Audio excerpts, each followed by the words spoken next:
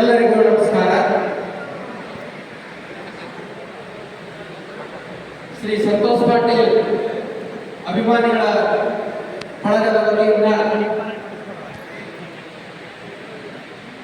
ಶ್ರೀ ಸಂತೋಷ್ ಪಾಟೀಲ್ ಅವರಿಗೆ ಜಿ ಕನ್ನಡ ವತಿಯಿಂದ ಯುವರತ್ನ ಪ್ರಶಸ್ತಿ ಪುರಸ್ಕೃತರಾಗಿ ಆ ಒಂದು ಪ್ರಶಸ್ತಿಗೆ ಭಾಜನರಾದಂತಹ ಸಂತೋಷ್ ಪಾಟೀಲ್ ಅವರಿಗೆ ನಾನು ಪ್ರಪ್ರಥಮವಾಗಿ ಅಭಿನಂದನೆಗಳನ್ನು ಸಲ್ಲಿಸ್ತಾ ಇದ್ದೀನಿ.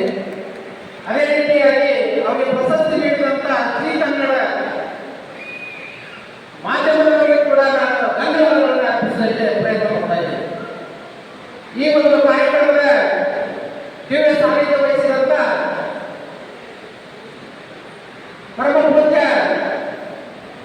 ಸ್ವಾಮಿ ಪ್ರಕಾಶಾನಂದ ಮಹಾರಾಜರ ಪಾದಗಳಿಗೆ ಭಕ್ತಿಪೂರ್ವಕ ನಮಸ್ಕಾರವನ್ನು ಅರ್ಪಿಸುತ್ತಾ ಈ ಒಂದು ಕಾರ್ಯಕ್ರಮದ ಕೇಂದ್ರ ಬಿಂದುವಾದಂತ ಸನ್ಮಾನ್ಯ ಸಂತೋಷ್ ಪಾಟೀಲ್ ಅವರೇ ಹಾಗೂ ಈ ಒಂದು ಕಾರ್ಯಕ್ರಮದ ಅಧ್ಯಕ್ಷತೆ ವಹಿಸಿದಂತ ನಮ್ಮ ಭಾರತೀಯ ಜನತಾ ಪಕ್ಷದ ಜಿಲ್ಲಾಧ್ಯಕ್ಷರಾದಂಥ ವಿಪಕ್ಷಣ್ಣ ಬಳ್ಳಾರಿ ಅವರೇ ಹಾಗೂ ನಮ್ಮ ನೆಚ್ಚಿನ ನಾಯಕರು ಮಾಜಿ ಕೃಷಿ ಸಚಿವರಾದಂಥ ಸನ್ಮಾನ್ಯ ಶ್ರೀ ಸಿ ಪಾಟೀಲ್ ಸಾಹೇಬ್ರೆ ಹಾಗೂ ನಮ್ಮ ಜಿಲ್ಲಾ ನಾಯಕರು ಮಾಜಿ ಶಾಸಕರಾದಂಥ ಶಿವರಾಜಣ್ಣ ಸತ್ಯಣ್ಣ ಅವರೇ ಹಾಗೂ ರಾಜ್ಯದ ಭಾಜಪ ಉಪಾಧ್ಯಕ್ಷರಾದಂಥ ಡಾಕ್ಟರ್ ಕೆಳಗಾರ್ ಅವರೇ ಹಾಗೂ ವೇದಿಕೆ ಮೇಲಿರ್ತಕ್ಕಂಥ ಎಲ್ಲ ನಮ್ಮ ಪಕ್ಷದ ನಾಯಕರೇ ಹಾಗೂ ಎಲ್ಲ ನಮ್ಮ ಕಾರ್ಯಕರ್ತ ಬಂಧುಗಳೇ ಹಾಗೂ ತಾಯಂದಿರೇ ಹಾಗೂ ಮಾಧ್ಯಮ ಮಿತ್ರರೇ, ಈಗಾಗಲೇ ನಮ್ಮ ನಾಯಕರು ಶ್ರೀ ಸಂತೋಷ್ ಪಾಟೀಲ್ ಅವರ ಕುರಿತು ಅನೇಕ ವಿಷಯಗಳನ್ನ ಹೇಳಿದ್ದಾರೆ. ಸಂತೋಷ್ ಪಾಟೀಲ್ ಅವರು ಚಿಕ್ಕ ವಯಸ್ಸಿನಲ್ಲೇ ಅನೇಕ ಸಾಧನೆಗಳನ್ನು ಮಾಡಿದರು. ಅವರು ಉತ್ತಮ ಶಿಕ್ಷಣವನ್ನು ಪಡೆದಿದ್ದಾರೆ. ಕೃಷಿ ವಲಯದಲ್ಲಿ ಅವರ ತಂದೆಯವರ ಮಾರ್ಗದರ್ಶನದಲ್ಲಿ ಕೃಷಿಯಲ್ಲಿ ಕೂಡ ಸಾಧನೆಯನ್ನು ಮಾಡಿದ್ದಾರೆ. ಅದೇ ರೀತಿಯಾಗಿ ಕೈಗಾರಿಕಾ ಕ್ಷೇತ್ರದಲ್ಲಿ ಕೂಡ ಅವರು ಉತ್ತಮ ಸಾಧನೆಯನ್ನು ಮಾಡಿದ್ದಾರೆ.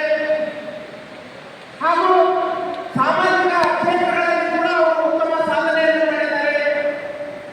ಹಾಗೂ ರಾಜಕೀಯದಲ್ಲಿ ಕೂಡ ಚಿಕ್ಕ ವಯಸ್ಸಿನಲ್ಲೇ ಅವರು ಅಧಿಕಾರದ ಚುಕ್ಕಾಣಿಯನ್ನು ಹಿಡಿದಂತ ವ್ಯಕ್ತಿ ಸಂತೋಷ್ ಪಾಟೀಲ್ ಅಂತ ಹೇಳಕ್ಕೆ ಇಷ್ಟಪಡ್ತೀವಿ. ಸಂತೋಷ್ ಪಾಟೀಲ್ ಅವರು ಅಂದ್ರೆ ಈಗ ಅವಕಾಶಗಳು ಎಲ್ಲರಿಗೂ ಕೂಡ ಬರಂಗಿಲ್ಲ. ನಾವು ಮಾಡಿದಂತ ಕೆಲಸ ಕಾರ್ಯ ಅವ್ರು ನೋಡಿ ಇಂಥ ಅವಕಾಶಗಳು ನಮ್ಗೆ ಸಿಗ್ತವೆ.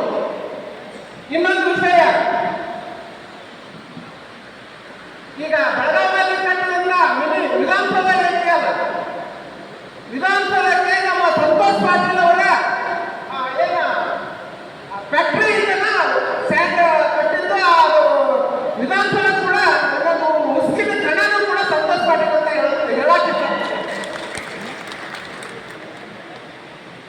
ಅದೇ ರೀತಿಯಾಗಿ ಪ್ರತಿಯೊಬ್ಬರಿಗೂ ಕೂಡ ಒಂದೊಂದು ಅವಕಾಶ ಬಂದಂತ ಸಂದರ್ಭದಲ್ಲಿ ನಾವು ಒಳ್ಳೆಯ ಕೆಲಸಗಳನ್ನು ಮಾಡಬೇಕು, ಯಾರನ್ನೂ ದ್ವೇಷ ಮಾಡಬಾರ್ದು, ಕರ್ತವ್ಯ ನಿಷ್ಠೆ ಇರಬೇಕು ಮತ್ತು ನಾವು ಮಾಡತಕ್ಕಂಥ ಕೆಲಸ ಕಾರ್ಯಗಳಲ್ಲಿ ನಿಷ್ಠೆ ಇರಬೇಕು.